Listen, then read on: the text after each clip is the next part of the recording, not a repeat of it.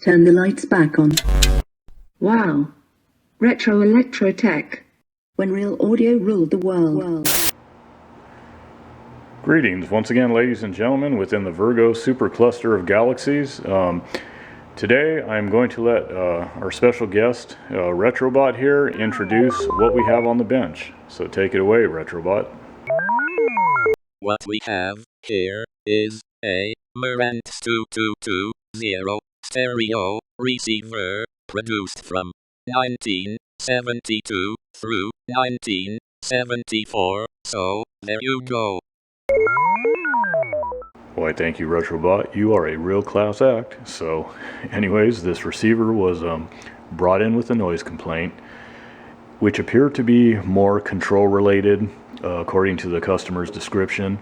In other words, involving the potentiometers and switches, which, as I often mention in videos of this nature, is a common thing due to dirt and particulate accumulation, as well as factory lubricant that becomes degraded over the decades, etc. Now, when I first powered it up, safely of course, on my current limiter there, that I pointed out before. Now let me get this tripod locked down.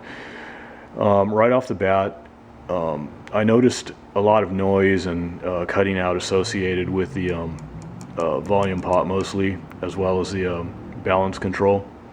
However, after I started exercising the pots a little, and just to sweep through that initial crud barrier, if you will, things improved a bit. So anyways, I have a 400 hertz tone piped into this receiver. I'm going to go ahead and just kick it on real quick. And okay, let me lower the lights a little bit so that you can see the dial face there lit up. And let me go ahead and just kind of get the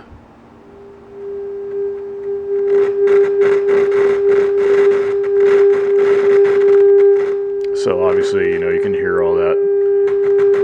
There's the the balance control, and so anyways, let me turn that down. You get the point. So let me go ahead and shut that off. So it's obviously going to need servicing of the pots and the switches, and to rid them of all that noise. And on that note, let's take a look at the accessibility. So before I dive in to show you guys what accessibility to the pots and switches is like, I just want to mention that we'll also kind of touch on the overall cosmetic condition of this unit as well in just a moment. But let me go ahead and angle this and zoom in just a little bit, and you'll get an idea of, at least from the top, what accessibility is like. So there's some pots down under here. Okay, so from the top side, it's pretty obvious that there would, there's a bit of a disassembly involved. Nothing too horrendous, but anyways, let me spin her around. And from the bottom side though, let me get this cord out of the way a little bit. Okay.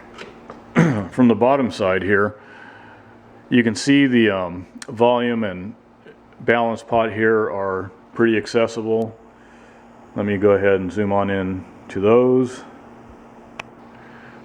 Okay, so that's not a big deal, but still, if I'm going to perform a really thorough and proper cleaning of pots, and I've mentioned this in that recent video involving the Pioneer SX550, I went into a lot of detail of regarding my process when I'm doing a flush style servicing and relubrication of pots.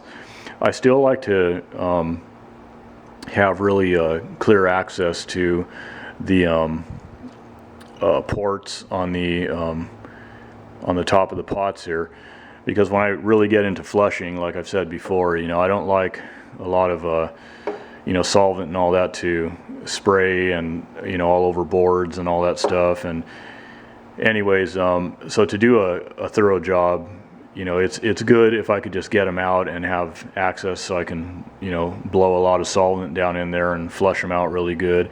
And then also too, let me go ahead and pan down just a little bit, because behind this piece of cardboard here is this board, which the bass and treble pot solder to, and so all this does have to come out really, and I prefer to do that, so like I said, I don't make as much of a mess. Let me go ahead and zoom out again. Okay, so you know, I don't want to make a mess if I can avoid it, and you know, by just having better access to everything and you know, get these pots out of here, I could do a much more of a thorough job, in other words. And also too, I have to gain access to the switches, which are up above these pots. So because again, you know, I don't want to just do the pots and leave the switches, because there is some crackle in the switches too when they're depressed and all that. So anyways, that's kind of where things stand in that regard. So there's going to be some disassembly of the face is the point. And you know, it's not anything horrendous, but you know, it's just a little bit more involved than just, you know, squirt, squirt, and wham, bam, and it's done. So again, it's about gaining access to do a thorough job, and I don't want this thing coming back in a couple months with the same problem, because all I did was just squirt a little bit of contact cleaner and work the knobs a little bit and just you know, called it good and all that. I want this thing, you know, properly flushed, and you know, these controls relubricated properly and all that, like I brought out before. So with that being said too, let's go ahead and just take a quick look here. The underside of this unit is really clean. The chassis, you know, there's not an accumulation of, you know, oxidation or, you know, discoloration or surface rust or anything, and it's actually not even really dusty down here. So anyways, it looks pretty good actually, really nice. And I'll go ahead and spin it around again. And of course, you know, on the top side here, there's, you know, obviously more dust because it settles in through the vents on the cover and what have you. And I'll go ahead and zoom in just a bit.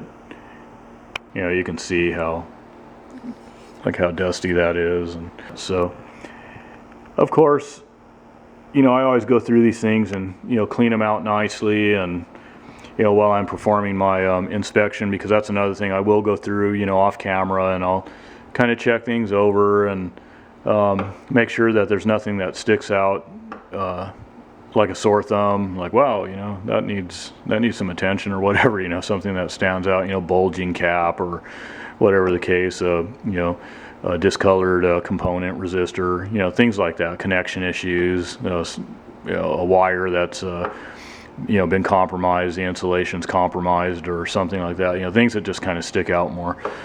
And also too, I will be making recommendations like I always do, recapping a unit this old. I brought this out a lot of times that, you know, it's a good idea. And but if not, if it's not in the customer's budget to do a full recap, at least a partial recap would still be a good idea to, again, bring the reliability factor up.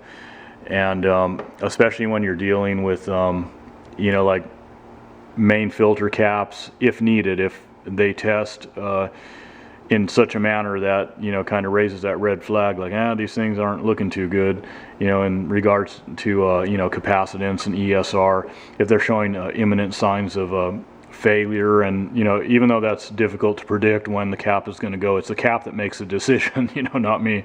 But the type of damage that can occur when, you know, these large filter caps decide to, as I say, poop the bed or whatever, then, you know, it can be, you know, serious damage, expensive damage, you know, take out a power transformer or something that's costly, harder to source, or whatever the case. Now, it wouldn't surprise me either if these filter caps, these larger caps, you know, test fine. It doesn't mean that they're not in some state of degradation just because of their age and whatnot. And again, it's, you know, impossible for me to predict, you know, when they're going to go, even if they test, if they test fine.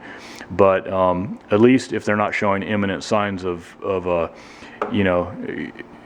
giving up and going away, then sometimes you could rest it a little bit easier and say, well, I might have a little time and whatnot, and you can kind of get away with it more. And these are very, very high quality caps. They spared no expense back in the day with these caps. These are Nippon Chemicon caps, most of these electrolytics in here.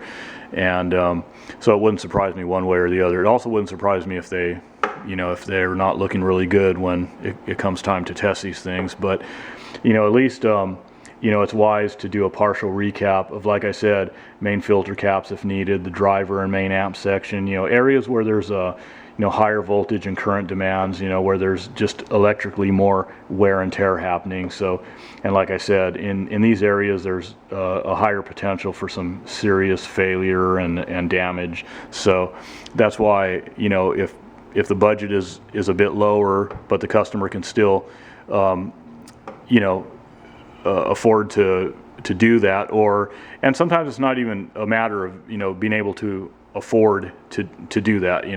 Sometimes it's just more of a matter of how much they want to put into a piece of equipment. So I shouldn't really say that because I have no idea, nor is it any of my business what a person's financial circumstances are, of course.